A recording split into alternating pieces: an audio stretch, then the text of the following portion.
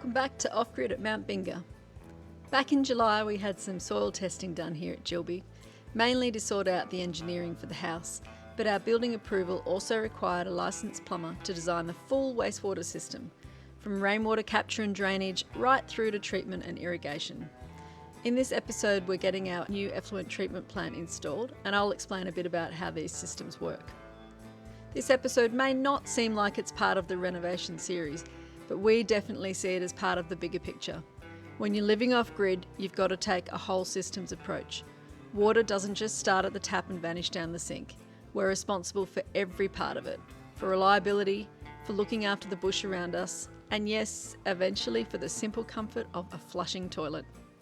Let's head up the hill now with Byron to meet Liam and the Black Butt Plumbing Solutions crew.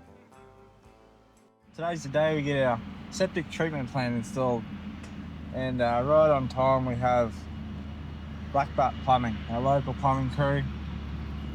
Here's the machines and the truck. We're going to dig a big hole and put our off-grid treatment plant in.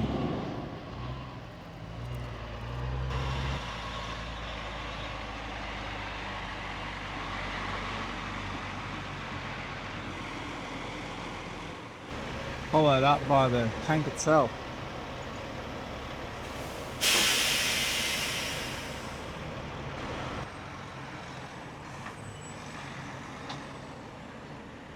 Yeah, looks like the boss man too. Yeah, mate. How you going? Very well, thanks. How are you? Not bad. How's it go? For a Tuesday anyway. Yeah, too right.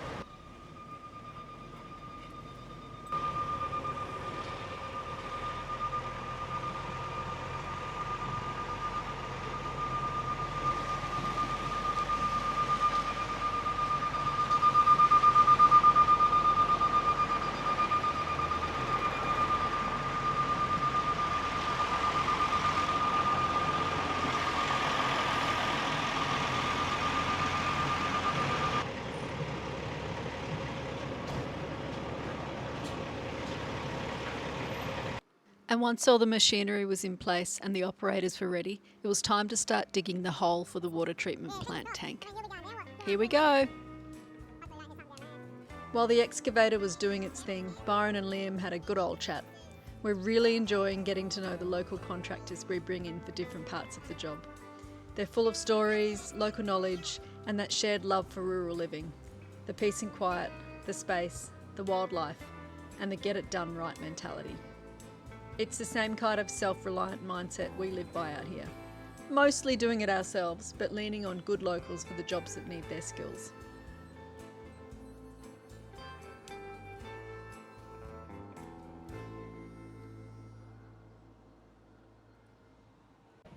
And this is the system we purchased. A Taylex concrete ABS 1500 9M domestic treatment plant. Proudly Australian made since 1969 according to their website. We've used Taylex before and we really rate the brand, so it was an easy choice for us to go with them again. So it hasn't been long here and the boys are getting into it. Liam's just got his laser set up and he's double checking a few things as the boys go down. Beautiful soft digging here, so happy days. 200. They've set up the laser level to make sure everything's spot on for depth and fall. It's one of those details that matters a lot out here. Get the levels wrong and gravity won't be able to do its job properly once we commission the plant.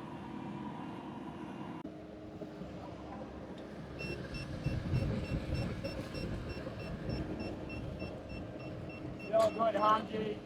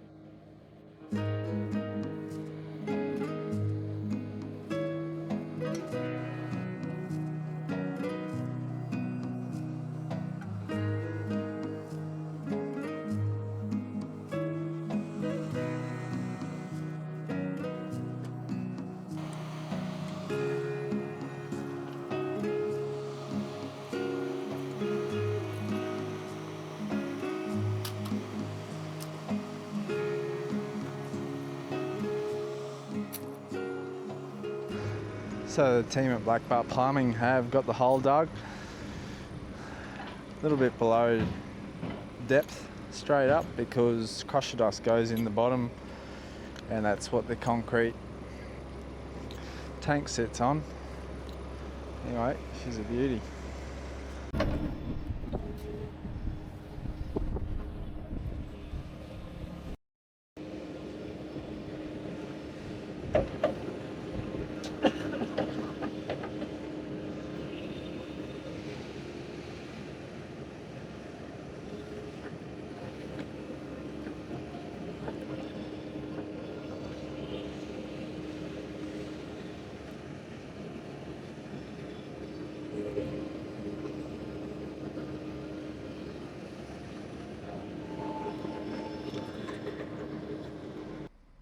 After the crusher dust was levelled, it was time for the Taylex concrete ABS 1500 9M domestic treatment plant to be lowered into place. Now let's break down this mouthful. The ABS stands for Advanced Blower System. That's the aeration part of the treatment process. The 1500 means it can treat 1500 litres per day, which is based on 150 litres of water and up to 70 grams of biochemical oxygen demand, or BOD, per person. More on that later. That sizes it comfortably for 10 people, which is more than plenty for us and any guests. The 9M part stands for the 9 metres of head our Davey D25 irrigation pump needs to push the treated water. And the concrete part, well, you can probably guess. It's tough and it's built to last out here.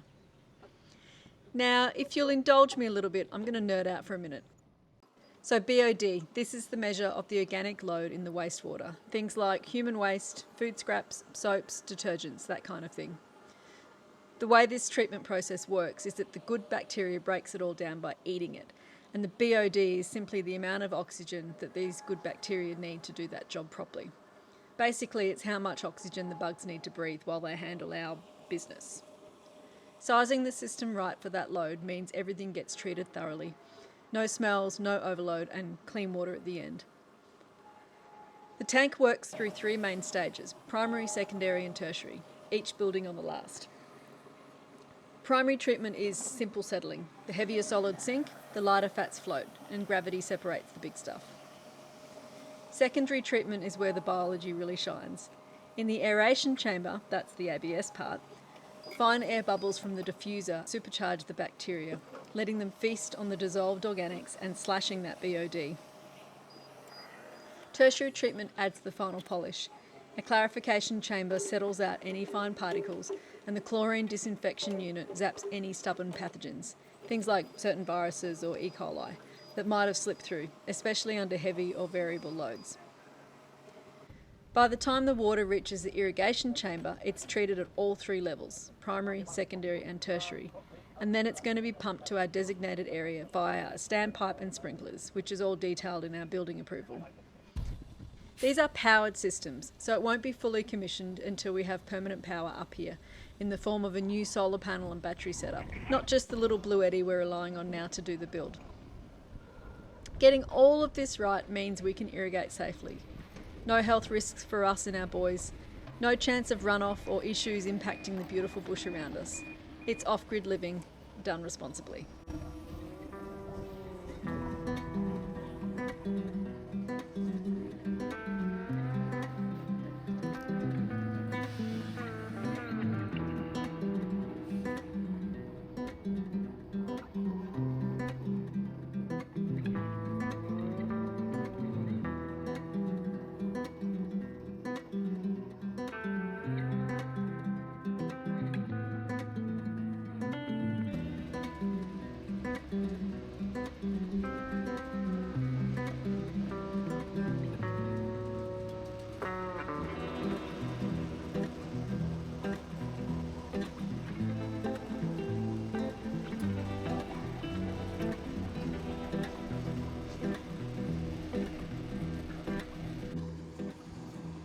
Well, it hasn't been long, and Black Butt team, along with Aiden, have been getting it done, that's for sure. It's almost backfilled. We've got our trench being dug for the sprinkler system. That's all hooked up. I'll zoom in on that in a minute, but Aiden's doing the last bit of backfill now. We got the water tank full of water, so it's not going to pop out of the ground. Half a day's work. Boys are getting it done.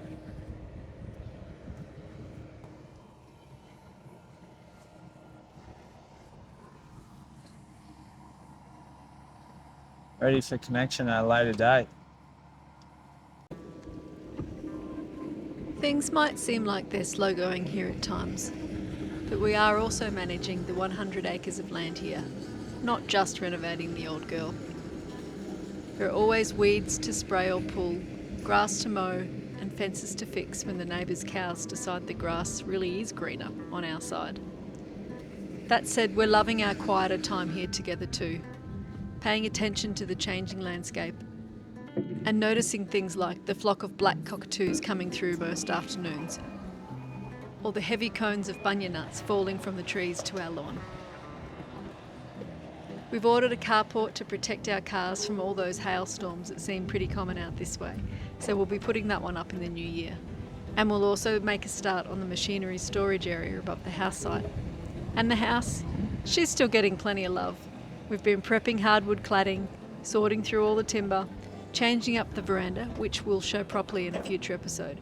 And we even built a wider second set of stairs, with tree stringers this time. So as we jump into this second set of stairs out the back, I might have to do a voiceover.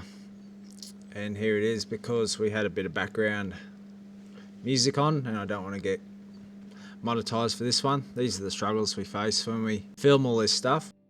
So here I am just marking out a piece of external cladding to go over the stairs.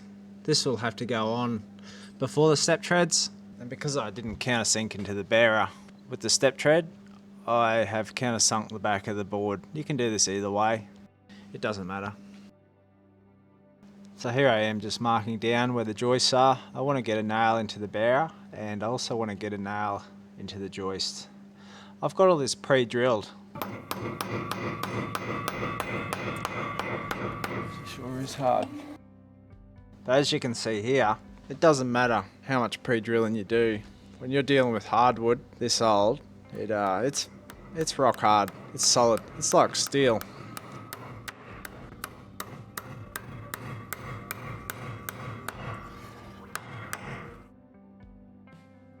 Here we go again.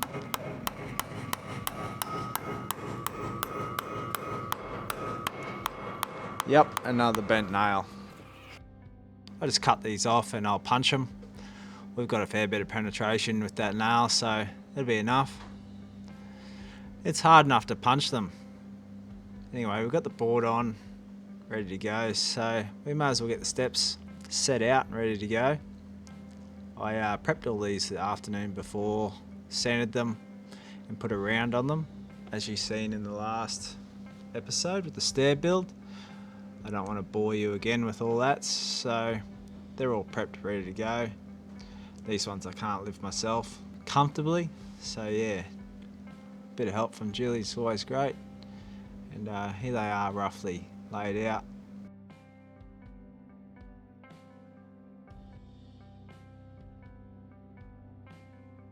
And now we're just going to jump into a little set out. We want to go square off the house, and then we want to do our thing going down the tread, so the nose of the step tread lines up with the back of the step tread all the way down. We do this on both sides, left side, right side. We just tap them in place as we go down.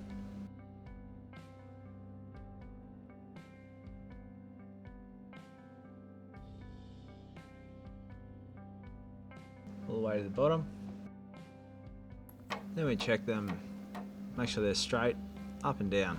That's why I put the level on there. This is me just putting in some pegs, just so we don't lose that bottom position.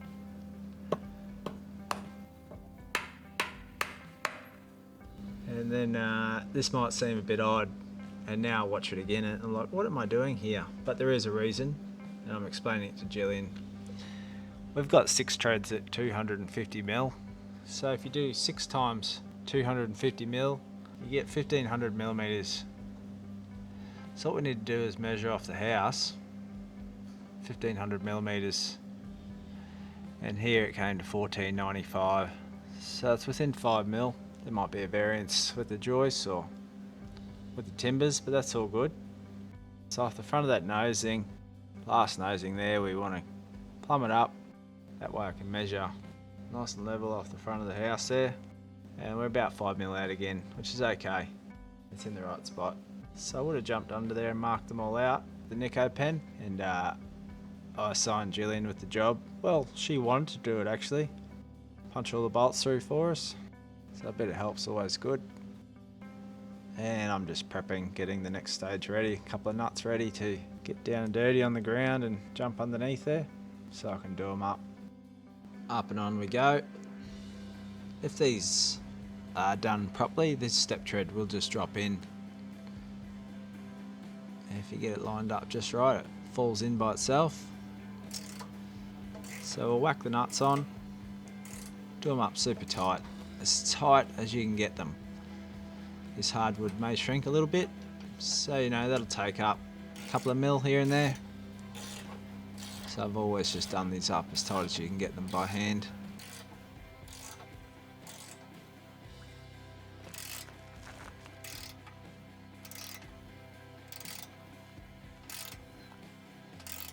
Here we are drilling from the underside down into a block so we don't have a blowout on the face side.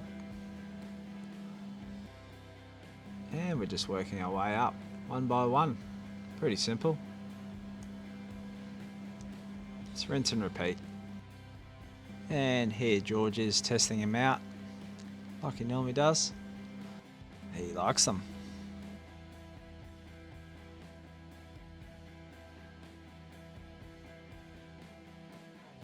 Anyway, with that little job done, let's get back to the sewage treatment plant.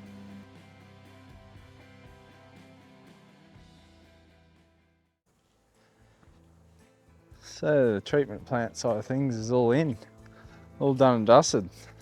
The boys are exceptional. Another good company there, Black Butt Plumbing, and a couple of contractors that Liam has out to help him out on a regular basis. They're all fine-tuned. This is what they do, and they do it well. So we're going to get a little bit of subsidence with this, and that's as per expected, but when we get a bit of rain around it and it sinks in, I'll bring the bobcat up and push some of this dirt back up around it. We still need to connect it to the house, of course, but for now we've got our tank in, and as you've seen in the video, the trench down to the sprinkler system. 6 sprinklers, 3 hoses, 2 sprinklers on each end. And for now we're just gonna put a bit of a fence around it to keep the animals and cows off it, otherwise they'll do some damage, as cows do. Anyway, Jill's come down for an inspection. What do you think, Jill? I can't wait for it all to be hooked up. It looks like they did a really neat job. I'm really glad that we're able to use local contractors for this kind of thing as well. But yeah, definitely need to keep some fencing around it because we don't know how long it's going to be like this for, and we definitely don't want it to get damaged before we get to use it. So let's get the fences up, eh? Looks like we've got some helpers. So we've got it sealed up and safe, ready for when we need the next section done. Thanks for watching. See you next time.